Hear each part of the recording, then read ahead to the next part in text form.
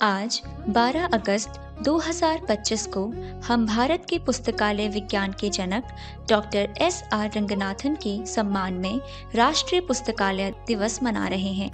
OLDC पुस्तकालय गर्वपूर्वक इस दिन को उनकी उल्लेखनीय उपलब्धियों और जीवन भर पुस्तकालय सेवा के प्रति समर्पण को स्मरण करने के लिए मनाता है। उनकी प्रेरणादायक यात्रा आज भी पुस्तकालय पेशेवरों को उनकी दूरदृष्टि और प्रतिबद्धता को बनाए रखने के लिए प्रेरित करती है। डॉक्टर रंगनाथन का जन्म 9 अगस्त 1892 को प्रातः 9:30 बजे तमिलनाडु के तंजावुर जिले के शियाली नामक छोटे से नगर में हुआ। वे अपने माता पिता के प्रथम संतान थे। उनके पिता श्री N. राममृत अय्यर और माता श्रीमती सीता लक्ष्मी ने उन्हें अच्छे संस्कार दिए। परिवार में 3 पुत्र और 1 पुत्री थे और रंगनाथन सबसे बड़े थे। शुरुआती शिक्षा उन्होंने शियाली के हिंदू हाई स्कूल से प्राप्त की।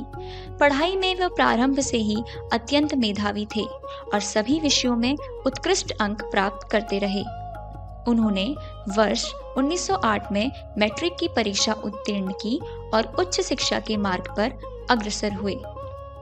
1913 से 1916 तक उन्होंने मद्रास क्रिश्चियन कॉलेज से गणित विषय में UG और PG की डिग्री प्राप्त की। इसके बाद 1917 में सईदापेट के टीचर्स कॉलेज से शिक्षक प्रशिक्षण लिया। यह शिक्षा उन्हें अध्यापन और समाज सेवा के लिए तैयार कर रही थी। उनके व्यक्तिगत जीवन की बात करें तो सन 1907 में मात्र 15 वर्ष की आयु में उनका विवाह रुक्मणी से हुआ। वे एक स्नेहमयी और गृह कार्य में दक्ष पत्नी थी, किंतु 1928 में एक दुर्घटना में उनका असामयिक निधन हो गया। जीवन ने उन्हें पुनः सहारा दिया और दिसंबर 1929 में उन्होंने शारदा से विवाह किया, जिन्होंने जीवन भर पुस्तकालय विज्ञान के क्षेत्र में उनके मिशन को मजबूती प्रदान की। उनका पेशेवर जीवन अध्यापन से प्रारंभ हुआ। 1917 में वे गणित के सहायक व्याख्याता के रूप में गवर्नमेंट कॉलेज मैंगलोर में नियुक्त हुए। इसके बाद 1920-21 में उन्होंने कोयम्बटूर के गवर्नमेंट कॉलेज में अध्यापन किया। 1921 से 1923 तक वे प्रेसिडेंसी कॉलेज मद्रास में गणित विभाग के सहायक प्रोफेसर रहे। लेकिन उनके जीवन का वास्तविक मोड़ 1924 में आया, जब उन्हें मद्रास विश्वविद्यालय पुस्तकालय का प्रथम पुस्तकालय अध्यक्ष नियुक्त किया गया। प्रारंभ में उन्हें पुस्तकालय विज्ञान का गहरा ज्ञान नहीं था, लेकिन उनकी जिज्ञासा और समर्पण ने उन्हें इस दिशा में आगे बढ़ाया। 1929 में वे लंदन विश्वविद्यालय के यूनिवर्सिटी कॉलेज गए और वहां से पुस्तकालय विज्ञान का प्रशिक्षण प्राप्त किया। यही प्रशिक्षण आगे चलकर भारतीय पुस्तकालयों के भविष्य की नींव बना।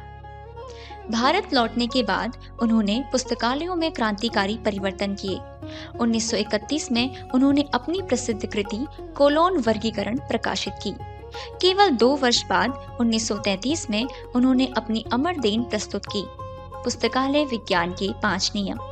ये नियम थे: पुस्तकें उपयोग के लिए होती हैं, प्रत्येक पाठक के लिए उसकी पुस्तक, प्रत्येक पुस्तक के लिए उसका पाठक, पाठक का समय बचाओ, पुस्तकालय एक बढ़ता हुआ संवर्धनशील संस्था है।